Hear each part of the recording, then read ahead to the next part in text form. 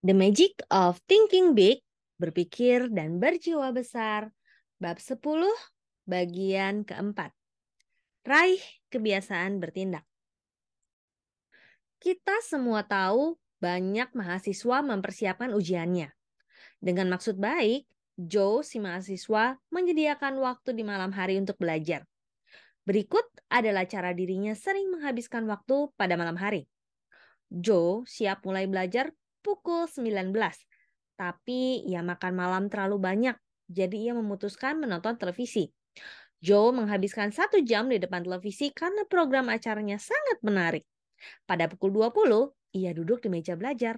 Lalu bangkit kembali karena teringat untuk menelepon pacarnya. Itu memakan waktu 40 menit karena Joe belum berbicara dengannya seharian. Sebuah telepon masuk menyita 20 menit waktunya. Saat kembali ke meja kerjanya, Joe ingin bermain tenis meja. 1 jam habis. Permainan tenis meja membuatnya berkeringat, jadi ia harus mandi. Selanjutnya, ia ingin mengudap. Joe merasa lapar setelah bermain tenis meja dan mandi. Dan seluruh malam yang terencana dengan baik menguap begitu saja. Akhirnya, pukul 1 pagi Joe membuka buku, tapi ia sudah terlalu mengantuk untuk mempelajari bahan ujian. Ia pun menyerah. Esok paginya, Joe berbicara dengan dosennya. Saya harap Anda berkenan memberi saya waktu lagi. Tadi malam saya belajar hingga pukul 2 pagi untuk ujian ini. Joe si mahasiswa tidak mampu bertindak karena ia menyia-nyiakan banyak waktu untuk mempersiapkan tindakannya. Dan bukan hanya Joe si mahasiswa yang menjadi korban tanda kutip terlalu mempersiapkan diri. Joe si tenaga penjualan, Joe si eksekutif, Joe si pekerja profesional, Josephine si ibu rumah tangga, mereka semua kerap menghabiskan waktu dengan pembicaraan di kantor, jeda kopi, tukar pikiran, membaca, membahas bisnis pribadi, membersihkan meja kerja, televisi, dan belasan alat pelarian lainnya. Namun, ada satu cara untuk menghilangkan kebiasaan ini. Anda harus bilang pada diri Anda, saya ingin memulainya saat ini. Saya tidak akan mendapat apapun dengan menundanya. Saya justru akan menghabiskan waktu dan energi untuk bersiap dan mulai. Yang kita inginkan lebih dari hal lain dalam bisnis, ujar seorang eksekutif perusahaan suku cadang mesin dalam pidatonya kepada sekelompok eksekutif penjualan, adalah lebih banyak karyawan yang memiliki ide cemerlang dan mau menindaklanjutinya. Semua pekerjaan dalam departemen pemasaran dan produksi dapat dikembangkan lebih baik lagi. Bukan berarti pekerjaan kita sekarang tidak baik. Kita semua bekerja dengan baik. Namun, seperti perusahaan progresif lainnya, kita ingin produk baru, pasar baru, dan cara baru yang lebih efisien untuk melakukan apapun. Kita bergantung pada orang-orang yang berinisiatif. Mereka adalah penggiring bola dalam tim kita. Inisiatif adalah semacam tindakan khusus. Artinya, Anda melakukan sesuatu tanpa diminta. Sosok yang berinisiatif selalu diundang secara tetap untuk hadir dalam pertemuan golongan berpenghasilan tinggi pada setiap bisnis dan profesi. Seorang direktur riset pemasaran dari perusahaan obat skala menengah menceritakan caranya meraih posisi sebagai direktur. Ini pelajaran berharga dalam membangun kekuatan inisiatif. 5 tahun lalu, saya mendapat ide, katanya. Ketika itu, saya sedang bekerja sebagai tenaga penjualan untuk toko-toko grosir. Saya mendapati satu kelemahan, yaitu kurangnya fakta tentang konsumen obat yang kami jual. Saya berbicara kepada semua orang tentang perlunya riset pasar.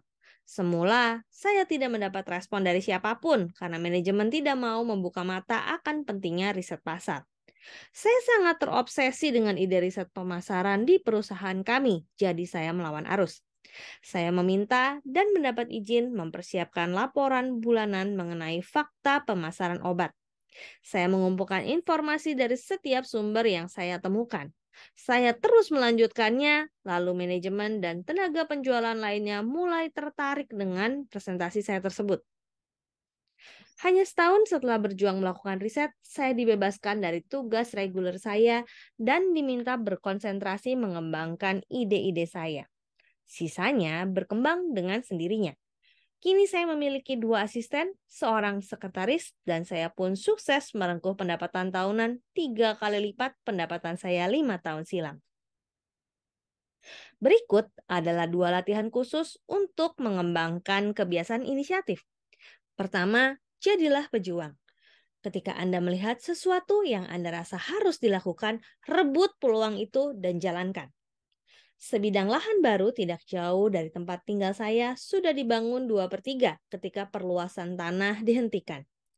Beberapa keluarga dengan sikap acuh masuk ke lahan tersebut. Ini menyebabkan beberapa keluarga yang lama menghuni area itu harus menjual rumahnya dengan murah sehingga mereka merugi lalu pindah dari sana. Seperti yang sering terjadi, keluarga yang peduli segera menjadi keluarga yang acuh. Semuanya kecuali Harry. Harry benar-benar peduli dan ia memperjuangkan wilayah yang lebih baik. Harry mulai memanggil beberapa temannya.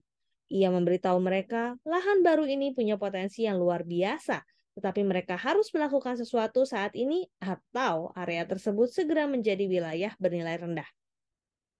Antusiasme dan inisiatif Harry dengan cepat memperoleh dukungan warga sekitar.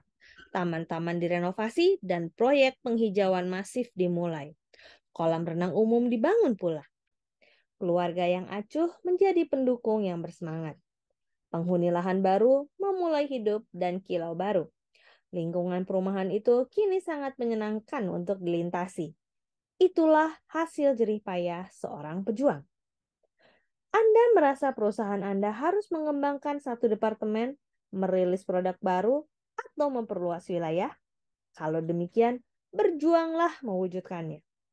Anda merasa gereja Anda memerlukan gedung baru? Berjuanglah. Apakah Anda ingin lingkungan sekolah anak Anda menjadi lebih baik? Berjuanglah supaya hal itu terwujud. Dan Anda pun dapat mempercayai hal ini. Meskipun Anda memulai perjuangan seorang diri, jika ide di balik perjuangan Anda itu baik, Anda akan segera menggalang banyak dukungan. Jadilah seorang aktivasionis dan berjuanglah. Kedua, jadilah sukarelawan. Kita semua pernah ingin bekerja sukarela untuk beberapa kegiatan, tapi kita batal melakukannya. Mengapa? Karena kita merasa takut. Kita tidak melakukannya bukan karena gentar, melainkan takut terhadap komentar rekan-rekan. Kita takut ditertawakan, takut dikira orang rajin, takut dikira berusaha mendapat kenaikan gaji. Akhirnya banyak orang pun mundur. Keinginan memiliki, diterima, dan disetujui anggota kelompok itu bersifat alami. Namun, tanyakan kepada diri Anda. Saya ingin bergabung dengan kelompok mana?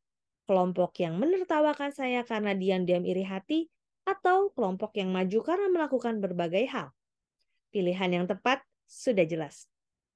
Sukarelawan akan menonjol. Ia akan menerima perhatian khusus. Yang terpenting, ia memberi dirinya peluang untuk membuktikan kemampuan dan ambisi istimewanya dengan mengambil tugas sukarela. Pikirkan para pemimpin yang Anda kenal dalam bisnis, militer, dan komunitas Anda.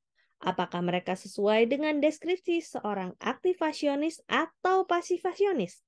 Mereka pasti aktivasionis, yaitu orang yang mengerjakan segala sesuatunya. Orang yang berdiri di pinggir, bertahan dan pasif takkan mampu memimpin orang lain. Namun orang yang bertindak pasti diikuti orang lain. Orang lain akan menaruh kepercayaan kepada orang yang bertindak. Secara alami, mereka menganggap orang yang bertindak itu menyadari tindakannya. Saya belum pernah mendengar siapapun menyanjung dan memuji seseorang karena ia tidak menyusahkan orang lain. Ia tidak bertindak atau ia menunggu hingga diminta untuk bertindak. Pernahkah Anda mendengarnya?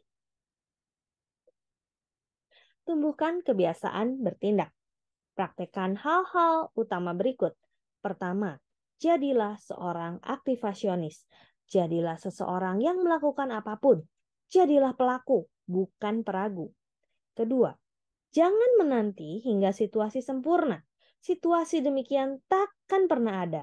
Anda harus mengharapkan rintangan dan kesulitan di masa depan, kemudian mengatasinya begitu muncul. Ketiga, camkan. Ide tanpa tindakan takkan memantik kesuksesan. Ide hanya akan bernilai jika Anda menindaklanjutinya.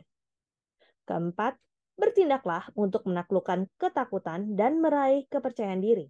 Lakukan sesuatu yang Anda takuti dan ketakutan itu akan hilang. Coba dan buktikan sendiri. Kelima, starter mesin mental Anda secara otomatis. Jangan menunggu digerakkan oleh semangat. Bertindaklah, cari tahu, dan Anda akan menggerakkan semangat Anda. Keenam, gunakan kata kini. Kata-kata esok, minggu depan, nanti, dan kata serupa lainnya bermakna sama dengan kata gagal, yaitu tidak pernah. Jadilah pribadi yang selalu berkata, saya memulainya saat ini juga. Ketujuh, lakukan bisnis dengan segera. Jangan menyia-nyiakan waktu untuk bersiap melakukan tindakan. Mulailah bertindak segera. Kedelapan, ambil inisiatif, jadilah pejuang. Rebut peluang dan jalankan. Jadilah sukarelawan. Tunjukkan Anda memiliki kemampuan dan ambisi untuk bertindak. Demikian The Magic of Thinking Big, bab 10. Saya Roswita Anggraini, sampai jumpa di bab selanjutnya. Terima kasih.